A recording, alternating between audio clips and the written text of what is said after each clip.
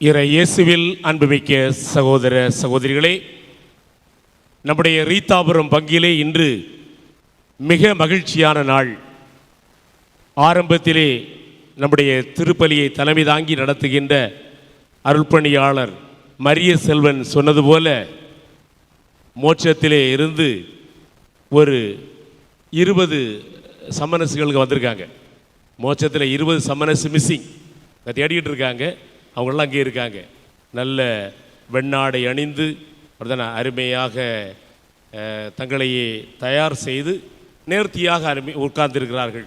இப்போ பார்க்கும்போது எல்லாருக்கும் மையமாக அந்த திருப்பலி இருக்கும்போது அவளை பார்க்கும்போதே நமக்கு எல்லாருக்கும் மகிழ்ச்சியை தருகிறது. அவளுடைய பெற்றோருக்கும், ஞான பெற்றோருக்கு மட்டுமல்ல எல்லோருக்கும் அந்த மகிழ்ச்சியை தருகிறது. எனவே இந்த அருமையான நிகழ்வுக்கு இல்லையா எல்லா தயாரிப்புகளையும் செய்த உங்களுடைய அன்பு பங்கு தந்தை ஆண்டனி பிரபு அவர்களுக்கும், அவரோடு இணைந்து செயல்பட்ட அந்த பங்கு பேரவையினர், சபையினர், குறிப்பாக தயாரித்தவர்கள் எல்லோருக்கும் வாழ்த்துக்களை கோரிக்கொள்ளுகின்றேன். அன்பு மிக்கவர்களே, பொதுவாக பார்த்தீங்கன்னா திருநாள் நாளே மகிழ்ச்சி. பங்கு திருவிழா என்றால் அதிலும் பங்கிலே நற்கருணை விழா முதல் முறையாக ஆண்டவரை உட்கொள்ளுகின்ற விழா நடக்கின்ற போது அதான் மையமாக இருக்கிறது. என்னை பொறுத்தவரையில் 10ஆம் திருவிழாவை விட இந்த நாள் தான் 3ஆம் திருவிழாவாக இருந்தாலும் இதுதான் முக்கியம். ஏனென்றால் இந்த பங்கு முழுவதும் உள்ள மக்கள், இன்னும் விருந்தினர்கள், சொந்தக்காரர்கள் என்று எல்லோரும் இந்த 20 பிள்ளைகளுடைய வீடுகளிலும் இல்லையா போய் இந்த நிகழ்வு திருப்பலி முடிந்த பின்பு, திருநிகழ்வு முடிந்த பின்பாக எல்லோரும் மகிழ்வாக உண்ண இருக்கிறோம், குடும்பமாக கொண்டாட இருக்கின்றோம். இந்த மகிழ்ச்சியான வேளையிலே இறைவனே இவர்களை எல்லாம் ஆஸ்வதிக்கின்றார். இந்த வேளையிலே நமக்கு ஒரு அருமையான தலைப்பை இன்றைக்கு நம்முடைய பங்கு தந்தையும் திருவழிபாட்டு குழு எடுத்திருக்கிறார்கள். நற்கருணை. நற்கருணை எல்லாத்திற்கும் மையமாக இருக்கிற நற்கருணை மனதை குணமாக்கும் ஆன்ம உணவு. நற்கருணை மனதை குணமாக்கும் ஆன்ம மருந்து. அன்புமிக்க சகோதர சகோதரிகளை, நான் ஆரம்பத்திலே சொன்னது போல நம்ம பிள்ளைகள்லாம் வெண்ணாடை அணிந்து அருமையாக இருக்கிறார்கள். இந்த இன்றைக்கு பார்க்குறதுக்கு கண்கொள்ளா காட்சியாக இருக்கிறது. அருமையான தயாரிப்பு. இந்த பெற்றோருக்கும் எல்லோருக்குமே இந்த பிள்ளைகளை பார்க்கும்போது நம்ம பிள்ளைகள் இப்படி இருக்கிறாங்க, இந்த பிள்ளைகள் இதே மாதிரி நன்றாக இருக்க வேண்டும் நினைக்கிறோம். பிள்ளைகளை நீங்களும் அப்படி தான் நினைப்பீங்க. அப்படி தான் உங்கள் மனசுக்குள்ளே என்ன மகிழ்ச்சியாக இருக்குது. அப்படி தான் முகத்தையெல்லாம் பார்த்தா அப்படியே பிரைட்டாக இருக்குது, ட்ரெஸ்ஸும் பிரைட்டாக இருக்குது, முகமும் பிரைட்டாக இருக்குது, எல்லாம் மகிழ்ச்சியாக இருக்குது. இந்த மகிழ்ச்சியானது நம்முடைய வாழ்க்கையிலே தொடர வேண்டும். அதுக்காக தான் இந்த தலைப்பு கொடுத்துருக்காங்க. நற்கருணை மனித இல்லை மனதை குணமாக்கும் ஆன்ம உணவு. அன்புமிக்கவர்களே, ஒரு சின்ன வரலாற்று நிகழ்வை உங்களுக்கு சொல்லுகிறேன். வரலாற்றிலே நீங்கள் யாருன்னு கண்டுபிடிக்கணும். ஒரு புனிதையை பற்றி பேச போகிறேன். அது எந்த புனிதையும் கண்டுபிடிக்கணும். சவாலான உலகம். இப்போ சவாலான உலகம்தான். 1890 அந்த காலகட்டங்களில் சவாலான காலம்தான். ஒரு ஏழை குடும்பம், இத்தாலியிலே ஒரு ஏழை குடும்பம். அந்த ஏழை குடும்பத்திலே ஒரு சிறுமி பிறக்கிறாள். அவளுக்கு 2 சகோதரிகள், இன்னொரு சகோதரி உண்டு. அப்பா அம்மா. அப்பா ஒரு விவசாய தொழில் செய்கிறவர், அம்மா அங்கே உதவி செய்கிறவள். இப்படிப்பட்ட ஒரு ஏழை சாதாரண விவசாய குடும்பம். இந்த குடும்பத்திலே இந்த பெண்மணியும் பிறக்கிறாள். அப்போ இந்த சின்ன பிள்ளை பிறந்து அந்த குழந்தையாக ஆண்டவரிடம் திருமுழுக்கு பெற வரும்போது ஏதோ தெரியல, இந்த பெற்றோர் இந்த பிள்ளைய கடவுளை உமக்கே சொந்தம் என்று அர்ப்பணித்திருக்கிறார்கள். இதெல்லாம் அவங்க பிறகு அந்த அம்மா சொன்னது. அந்த பிள்ளைக்கு புனிதர் பட்டம் கொடுக்கும்போது கடவுளுக்கே சொந்தம். எல்லா பிள்ளைகளையும் கடவுள் தான் சொந்தமாக இருந்தாலும் இந்த பிள்ளையை சிறப்பாக உமக்கே சொந்தம் என்று கொடுத்திருக்கிறார். இப்போ இந்த பிள்ளைய பக்தியிலும் ஒழுக்கத்திலும் ஞானத்திலும் வளர்க்குறாங்க. ஆனால் வீட்டில் பெரிய வசதி இல்லாத பெரிய படிக்க வைக்க முடியல. இந்த பிள்ளை வளர்ந்து வர்றா. நல்ல பிள்ளையாக இருக்கிறா. டெய்லி திருப்பலிக்கு செல்வாள். டெய்லி போயிட்டு ரொம்ப ஒழுக்கத்தோடு பக்தியோடு இருப்பாள். எல்லாரும் பார்த்தா ஒரு நல்ல பிள்ளை, நேர்த்தியான பிள்ளை என்று சொல்கிற அளவிலே அவளுடைய வாழ்க்கை இருந்தது. இப்படி இருக்கிற வேளையிலே இவள் வீட்டிலிருந்து அம்மாவுக்கு அப்பாவுக்கு உதவி செய்துண்டு. இவளுடைய பக்கத்து வீட்டுக்கார ஒரு பையன், இவள் அழகாக இருப்பாள், 12 வயது நிரம்பியவள். அவளுக்கு ஒரு புதுநன்மை நிகழ்வு, இதே மாதிரி தான் புதுநன்மை நிகழ்வு வருகிறது. நல்ல தயாரிப்போடு அவள் ஆண்டவர் இயேசுவை முதல் முறையாக பெற்றுக்கொள்ளுகிறாள். பெற்றுக்கொண்டு அந்த புதுநன்மை அல்லது நற்கருணை விழாவின் போது அவளுடைய பெற்றோர் திருமுழுக்கின் போது வாக்குறுதி கொடுத்தார்கள், இவள் ஆண்டவர் உமக்கே சொந்தம் என்று. இப்போது நல்ல தயாரிக்கப்பட்ட அவளாக உணர்ந்து, என்னுடைய உடை எப்படி வெண்மையாக இருக்கிறதோ ஆண்டவரே, அதுபோல என்னுடைய மனசும் வெண்மையாக இருக்க வேண்டும், நான் முழுவதும் உமக்கே சொந்தம் என்று அந்த சின்ன பிள்ளை 12 வயதே ஆன அந்த பிள்ளை, சிறு பிள்ளை ஆண்டவரிடம் சொல்லிக் கொள்ளுகிறாள். அவளாவே சொல்லி ஒரு வாக்குறுதியாக கொடுத்துட்றான். கொடுத்துட்டு இந்த நற்கருணை பவனி எல்லாம் முடிகிறது, விழா எல்லாம் முடிக்கிறது. அவள் அதே போல தினசரி திருப்பலிக்கு வருவாள், நற்கருணை ஆண்டவர் உட்கொள்வாள், அவளுடைய வாழ்க்கை சென்று கொண்டிருக்கிறது. வீட்டு வேலைகளை செய்வாள். ஒரு நல்ல ஒரு பொறுப்பான நேர்த்தியான அருமையான ஒரு பிள்ளை. இந்த நேரத்திலே நான் ஏற்கனவே சொன்னது மாதிரி, இடையில் சொன்னது மாதிரி, அழகான பெண், நல்ல ஒரு தோற்றம் உடையவள், அதுபோல் ஞானம் எல்லாம் நிறைந்தவள். அவளை பார்த்தாலே ஒரு ஈர்ப்பு இருக்கக்கூடிய ஒரு நல்ல ஒரு தோற்றம். பக்கத்து வீட்டு அந்த பையன், இவளோடு பக்கத்து வீட்டுக்கு பையன், இவளுக்கு மேலே ஒரு நாட்டம் தவறான வழியிலே. அப்போ ஒரு நாள் வீட்டிலே யாரும் இல்லாத நேரத்திலே அவன் யாரும் வீட்டில் இல்லை, நம்ம 2 தான் இருக்கோம், ஏன்னா ரொம்ப நாளாக உன்னை பார்த்தா நீ எவ்வளோ அழகாக இருக்கா, அப்படியெல்லாம் ஆசை வார்த்தைகள்லாம் சொல்லி அவளை என்ன செய்கிறான், தவறான வழியிலே அவளோடு அதை நடக்க அவன் முயற்சிக்கிறான். அதற்கு அவன் ட்ரை பண்ணுறான். அப்போது இவள் முடியவே முடியாது, எதுவுமே நான் சம்மதிக்க மாட்டேன், ஏன்னா நான் என்னையே முழுமையாக நான் அந்த புதுநன்மை எடுக்கும்போது அந்த வெள்ளை ட்ரெஸ் போட்டிருக்க ட்ரெஸ்ஸு என் மனசுக்கு இருக்குது, நான் என்னுடைய வெள்ளை அந்த ட்ரெஸ் என்னுடைய மனதாக நினைத்து அதில் எந்த கலங்கமும் பண்ண மாட்டேன், தயவுசெய்து நான் சம்மதிக்கவே மாட்டேன், இணங்கவே மாட்டேன் என்று மறுத்து விடுகிறாள். அவன் எவ்வளவோ சொல்லி பார்க்குறான், யாருமே இல்லை, எனக்கு ரொம்ப நாளாக எப்படியாவது நாம் 2 பேரும் அப்படின்னு சொல்லி பார்க்குறான். அந்த சின்ன சிறுமி 12 வயதானவள், அவளுக்கு அந்த புதுநன்மை முடிந்து 5 வாரங்கள் முடிஞ்சிருக்கு, 5 வாரம் முடிஞ்சிருக்கு. அவள் சம்மதிக்கவே இல்லை. அவன் எரிச்சல் அடைகிறான், கோவப்படுகிறான், கடைசியில் விரக்தி அடைகிறான். கடைசியில் வெறுப்பில் அவன் என்ன செய்கிறான், பக்கத்தில் நடந்த கத்தி எடுத்து என்ன செய்கிறான், அந்த சிறுமியை குத்துகிறான். ஒரு தடவை குத்துறவாது அவள் சம்மதிப்பாள் என்று அவன் பார்க்குறான். அவன் சம்மதிக்கவே இல்லை. 18 முறை என்ன செய்கிறான், தொடர்ந்து அவளை குத்தி காயப்படுத்துகிறான். அந்த நிலையில் கூட அந்த சிறுமி 12 வயதான சிறுமி அவன் தன்னுடைய உடலை தொடுவதற்கு சம்மதிக்கவே இல்லை. அவள் தன்னை பாதுகாத்து கொள்ளுகிறாள். அப்படியே அவள் குற்றுயிராக விழுகிறாள். இப்போதான் அவனுக்கு பயம் வருகிறது, பதட்டம் வருகிறது, போட்டுவிட்டு ஓடிவிடுகிறான். இந்த சிறுமி அந்த இரத்த வெள்ளத்தில் வலியில் நடந்து துடிக்கிறாள். ஆனாலும் அவளுக்கு இறைவா இயேசுவே நான் உமக்கே சொந்தம் என்ற அந்த வார்த்தையில் நிலைப்பாடு மாற்றமில்லை. சத்தமெல்லாம் கேட்டு, அழுகிற குரல் கேட்டெல்லாம் கேட்டு பக்கத்தில் இருந்தவர்கள் பெற்றோரெல்லாம் வந்து விடுகிறார்கள். வந்து பார்க்குறாங்க, இவளை எப்படியாவது காப்பாற்ற வேண்டும் என்று மருத்துவமனைக்கு எடுத்து செல்கின்ற போது அவளுடைய உடலிலிருந்து இரத்தமெல்லாம் நிறைய போனதினால் அவள் இறக்க வேண்டிய சூழ்நிலை வருது. இறப்பதற்கு முன்பாக அவள், நான் அந்த அலெக்சாண்டரை மன்னிக்கிறேன், அவனும் ஒரு நாள் ஒரு புனிதராக விண்ணகத்திற்கு வருவான் என்று சொல்லிவிட்டு அவள் இறந்து விடுகிறான். அன்புமிக்கவர்களே, ஏன் இந்த நிகழ்வை சொல்லுகிறேன்? முதல்ல அதை அதுக்கு போகும்னால இந்த புனிதை யாருன்னு சொல்ல முடியுமா? மரிய கொரட்டி. சரியாக சொன்னீர்கள், மரிய கொரட்டி. அதாவது இன்றைய உலகில், சவாலான உலகில், அப்படிதானே, மரிய கொரட்டி இருந்த காலத்தை விட இன்று சவாலான காலம், அப்படிதானே. இப்போ நான் பார்க்குறேன், எனக்கு 64 வயதாகிறது. நான் சிறுவனாக இருந்த காலத்தில், உங்களை மாதிரி புதுநன்மை எடுத்தல்ல இருக்கும்போது, அந்த காலத்தில் இருந்ததை விட இன்றைக்கு சவால்களும் சிக்கல்களும் இல்லையா, நிறைய கவர்ச்சிகளும் நிறைந்த உலகில் நாம் வாழ்கிறோம். அப்படி தானே வாழ்கிறோமா இல்லையா? எப்படி இன்றைக்கு ஒரு நல்ல வாழ்க்கை, ஒரு தூய வாழ்க்கை, மனசு நல்ல மனதோடு இல்லையா, மனதோடு நிறைவாக மகிழ்வாக, ஆரம்பத்தில் அருள் தந்தை முன்னிலையில் சொன்ன போல நிறைவாக நலமாக மகிழ்வாக வாழ்வது என்பது மிக மிக கடினமாக இருக்கிறது. என்ன இதுக்கு பார்த்தீங்கன்னா, இன்றைய சமூகத்தை விட்டு பார்த்தேன்னா, குறிப்பாக எல்லாத்தையும் நான் 3 இதுக்குள்ளே நான் கொண்டு வரலாம். இன்றைக்கு சவாலாக இருப்பது இப்போ மரிய குரட்டி போல நாம் வாழ்வதற்கு, ஒரு நல்ல பெண்மணியாக வாழ்வதற்கு நிறைய சவால் இருக்கு.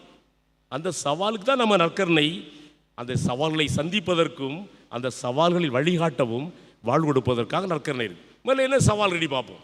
சவால் முதல்ல இன்னைக்கு பார்த்தீங்கன்னா அந்த காலத்தில் இல்லாத மாதிரில இன்றைக்கு விதவிதமான போதை பொருட்கள் விதவிதமாக இருக்குது. கவர்ச்சி அப்படிதான், ஆண் பெண் என்ற வித்தியாசம் இல்லாமல் இன்றைய காலகட்டத்திலே பள்ளி சிறார், ஒரு காலத்தில் பெரியவங்க தான் எப்பாவது குடிக்க போவாங்க, இன்றைக்கு என்ன குறைஞ்சி குறைஞ்சி குறைஞ்சி பிரைமரி ஸ்கூலில் ஆரம்ப பள்ளியிலே 4ஆம் வகுப்பு 5ஆம் வகுப்பு மாணவர்கள் கூட கூலி இந்த மாதிரிப்பட்ட போதை பொருளுக்குள்ளே போகிறது மாதிரி இன்றைக்கி என்னது ஒரு போதை கலாச்சாரம் எங்கும் விசாலமாக பறந்து விரிந்து அதை என்ன செய்கிறது விஸ்வரூபம் எடுத்திருக்கிறது. இன்றைக்கு அந்த போதை சர்வசாதாரணமாக குறிப்பாக நம்முடைய மாவட்டத்தில் மிக அதிகமாக இருக்குது. அப்போது அன்புமிக்க சிறாரே, நீங்கள் அருமையான வெண்மை உடை போட்டிருக்கிறீர்கள், மனசு அவ்வளவு இன்றைக்கு நல்ல அருமையாக இருக்கிறது. இந்த வேளையில் உங்களுக்கு பெரிய சவாலாக இருப்பது இந்த மாதிரி போதையூட்டும் பொருட்கள் நிறைய கிடக்கு. இப்போ இதை எப்படி நாம் அதை சந்திக்க போகிறோம். ரெண்டாவதாக சமூக ஊடகங்கள் அப்படின்னா செல்ஃபோன். இன்றைக்கு அந்த காலத்தில் கிடையாது. இன்றைக்கு செல்ஃபோன் எல்லாருக்கும், மற்ற போதைப் பொருளுக்கு போகிறோமோ இல்லையோ, இந்த செல்ஃபோன் ஒவ்வொரு வீட்டிலும் இல்லையா, ஒவ்வொரு கையிலும் விளையாடி வகையில் இருக்குது. அதுவும் போதைப் பொருளை விட மோசமானதாக அது நம்மை பாதிக்கக்கூடியதாக அதுக்கு மாட்டிக்கொள்வதாக இருக்கிறது. நான் சொல்லுவேன்.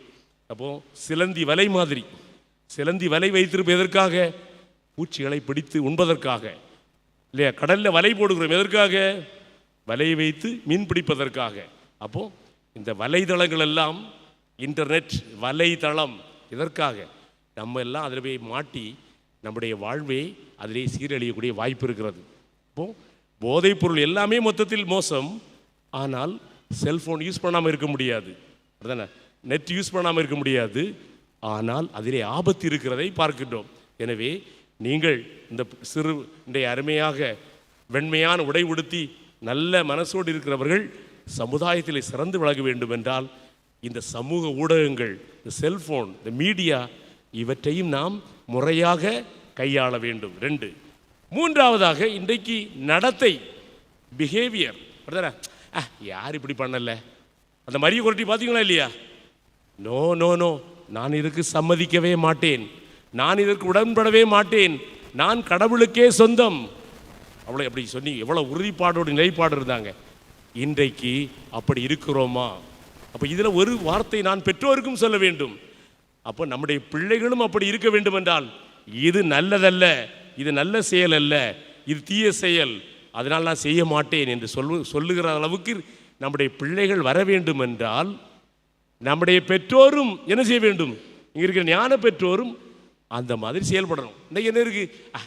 இப்போதான் யார் செய்யலை, யார் இப்படி செய்யலை, இப்படி தான் செய்கிறாங்க, எல்லாரும் அரசில் ஊழல் இருக்கிறது, லஞ்சம் இருக்கிறது, இப்படியெல்லாம் செய்கிறோம். ஆனால் நம்முடைய வாழ்க்கையில், நம்முடைய அன்றாட வாழ்க்கையில் நாம் உண்மையோடு நேர்மையோடு நேர்த்தியாக நம்ம இருக்கிறோமா? கேட்க வேண்டும். இது பெற்றோருக்கும் ஞான பெற்றோருக்கும் இருக்க பெரியவர்களுக்கும் சவால். அதே போல தான் நம்முடைய பிள்ளைகளுக்கும். அதாவது எப்போது இது காரியம் சரியல்ல, இது நல்லதல்ல அப்படின்னு தெரிஞ்சா அதை நல்லதல்லன்னு என்ன செய்யணும்? நான் செய்ய மாட்டேன், இது நல்லது, நான் செய்யலாம், இது நான் செய்வதனால் எனக்கும் நல்லது, பிறருக்கும் நல்லது, அப்போது செய்ய வேண்டும். செய்ய வேண்டும், மிக நன்றாக செய்ய வேண்டும், மிக மிக நன்றாக செய்ய வேண்டும். ஆனால் இது செய்தால் எனக்கும் நல்லதல்ல, அல்ல எனக்கு ஒரு எது கிடைக்கும், ஒரு உற்சாகம் கிடைக்கலாம், ஒரு உல்லாசம் கிடைக்கலாம், அப்படிதானே. ஆனால் இது எனக்கு நல்லதல்ல அல்லது பிறருக்கும் நல்லதல்ல, நான் செய்யவே மாட்டேன். இதைத்தான் மரிய குரட்டி இருந்துச்சா, நான் அதுக்கு உடன்படவே மாட்டேன். எனவே அன்புமிக்க பிள்ளைகளே, நீங்களெல்லாம் வருங்காலத்தில் ஒரு நல்ல சிறந்த நேர்த்தியான ஒரு வாழ்வை அடைய விரும்பினால் இந்த 3 காரியங்கள், சவால்கள் இருக்குது. இதெல்லாம் இந்த உலகத்தில் உள்ள எல்லா சவாலும் இந்த 3க்குள்ள வந்துடும், அப்படிதானே. போதையூட்டும் பொருட்கள், பிறகு சமூக இந்த ஊடகங்கள், செல்ஃபோன் எல்லாமே, பிறகு நடத்தைகள், நிறைய இதெல்லாம் இருக்குது நடத்தைகள். இப்போ இந்த 3ஐயும் நீங்கள் என்ன செய்ய வேண்டும்?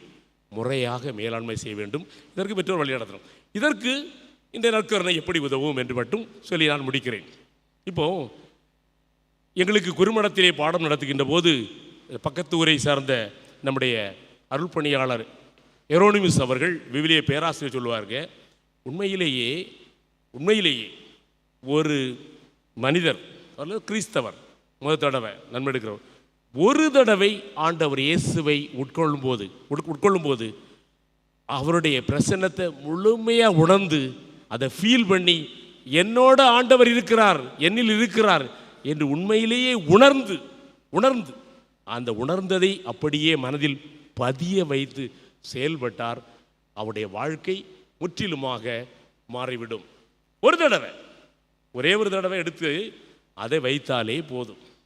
அப்படி சொல்கிறேன். அப்படி சொன்னது என் மனதில் இருக்கிறது. அன்புமிக்கவர்களே, இன்றைக்கு நீங்கள் எடுக்கிறீங்க இல்லையா, ஆண்டவர் இயேசுவை முதல் முறையாக உட்கொள்கிறீர்கள்.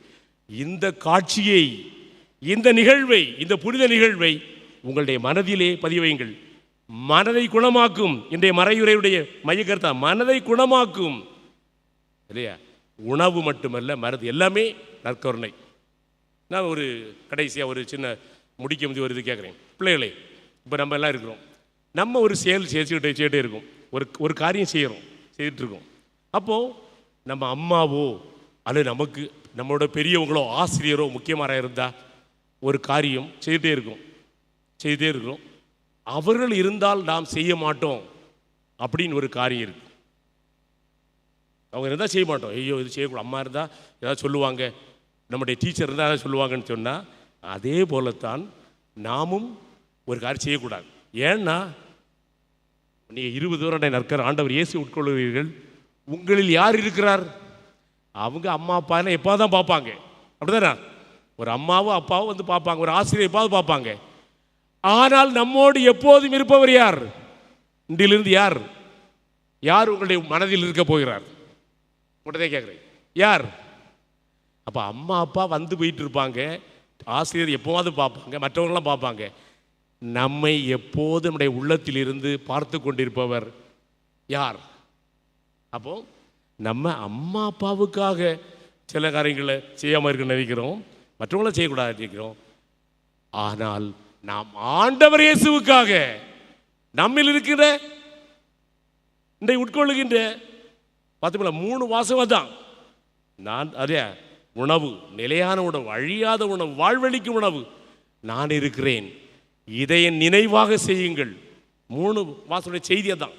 எனவே அப்படிப்பட்ட ஒரு மேலான உணவு, இதுக்கு மேலே ஒன்றுமே கிடையாது, நற்கருணைக்கு மேலாக ஈடு இணையாக எதுவுமே இல்லை என்று சொல்கின்ற அந்த அருமையான கொடையை, அந்த அருமையான அருள் அடையாளத்தை நீங்கள் பெற்று ஒப்புகிறீர்கள். அப்போ நம்ம எல்லாம் திரும்ப போகும்போதெல்லாம் என்ன செய்யணும்? அதான் ஒரு புனிதர் சொல்கிறோம், எமல்டா சொல்லுவாங்க, நம்ம எல்லாம் அப்படி இப்போ நடந்து போகும்போது பார்த்தீங்களா, என்ன வச்சுருக்கா இல்லையா, விளக்கு வச்சுருக்கா இல்லையா, 2 பேர் விளக்கு பிடிச்சிட்டு வரணுமா? ஏன்னா நற்கருணை எங்கே இருக்குது? நற்கருணை பெட்டி பக்கத்தில் விளக்கு வச்சுருக்கோமா இல்லையா? அதுக்காக வச்சுருக்கோமா இல்லையா? அதுபோல் நாமும் உயிருள்ள ஆண்டவரை தாங்கி செல்லும்போது அந்த விளக்கு வைக்கணுமா? நினச்சி பாருங்க. நம்ம பிள்ளைகள் 20 வருடம் நைட் போகும்போது, வீடு வீடாக போகும்போதெல்லாம் 2 பேர் மெழுகு திரி தாங்கியவர்களாக போனாங்க, எப்படி இருக்கும்? அந்த மாதிரி அப்படி நாம் நினைத்தால் இருந்தால் நாம் எந்த சவால், அது போதை சார்ந்த சவாலாக இருக்கலாம், ஊடகம் சார்ந்த சவாலாக இருக்கலாம், நடத்தை சார்ந்த கவலையே இல்லை. அப்படிப்பட்ட பிள்ளைகள் என்ன செய்யணும்? எதையும் சாதிக்க முடியும். வருங்காலத்தில் நீங்கள் நான் ஒரு அன்னை தெரசாக மாறுவேன், அன்னை தெரசாக மாற முடியும். ஒரு தேவசாயம் மாற முடியும். ஒரு பிரான்சிஸ் சவேரியார் ஆக முடியும். ஒரு பிரான்சிஸ் அசிசியார் ஆக முடியும். ஆனால் இந்த போதை ஃபன் தானே, ஜாலி தானே, நீ அந்த போதைக்குள்ளே போயிட்டா, அந்த செல்ஃபோனுக்குள்ளே மாட்டிக்கிட்டா, நடத்தையிலே குழம்பி விட்டால் நாம் அப்படி ஒரு வாழ்வை அடைய முடியாது. அது மட்டுமல்ல, நாம் கிறிஸ்துவனுடைய உறவிலிருந்தும் பிரிந்து போகின்றோம். எனவே அன்புமிக்க சகோதர சகோதரிகளே, அருமையான பிள்ளைகளே, இந்த நாடை சொல்லுவது என்னவென்றால், கிறிஸ்து என்னோடு இருக்கிறார், அவர் இருக்கிறார் என்பதை ஒரே செய்தியை தான். நீங்கள் இன்றிலிருந்து ஓர்தரையும் போகும்போது, ஒரு வார்த்தையை பேசும்போது, ஒன்றை நினைக்கும் போது, ஒரு காரியத்தை செய்யும்போது, கிறிஸ்து என்னோட இருக்கார், நான் இப்படி செய்து அவர் விரும்புவாரா, இப்படி செய்தால் அது அவரை மகிழ்ச்சிப்படுத்துமா, நான் அவருக்கு ஒரு வாக்குறுதி கொடுத்திருக்கிறேன், மரிய குரட்டி மாதிரி ஒரு கொடுத்துருக்கிறேன். அதனால் நான் இப்படி செய்வது அவரை வருத்தப்படுத்துமா காயப்படுத்துமா என்ற கேள்வியை கேளுங்கள். கேட்டால் என்ன செய்வோம்? நம்ம எனக்கு வேண்டான்னு சொல்லுவோம். எனவே தீயவன மோசமானவை இதன் நல்லதல்ல என்பதையெல்லாம் தவிர்ப்போம். நல்லதையெல்லாம் எடுப்போம், அதன்படி வாழ்வோம். இந்த வாழ்க்கையில் நமக்கு இந்த நற்கருணை உடன் இருக்கிறார், ஆண்டவர் இயேசு உடன் இருக்கிறார். இந்த துணிச்சலோடு செயல்படுவோம். இதற்கான அருள்வரத்தை நம்முடைய பாதுகாவல் ரீத்தம்மாள் வழியாக இறைவன் உங்கள் அனைவருக்கும் உங்களுக்கு நிறைவாக பொழியட்டும். இன்று போல இந்த வெண்மை ஆடை போல உங்களுடைய மனமும் என்றும் சுத்தமாக தூய்மையாக நேர்த்தியாக இருக்கட்டும். இதற்கான அருள்வரத்தை இறைவன் தரட்டும். ஆமேன்.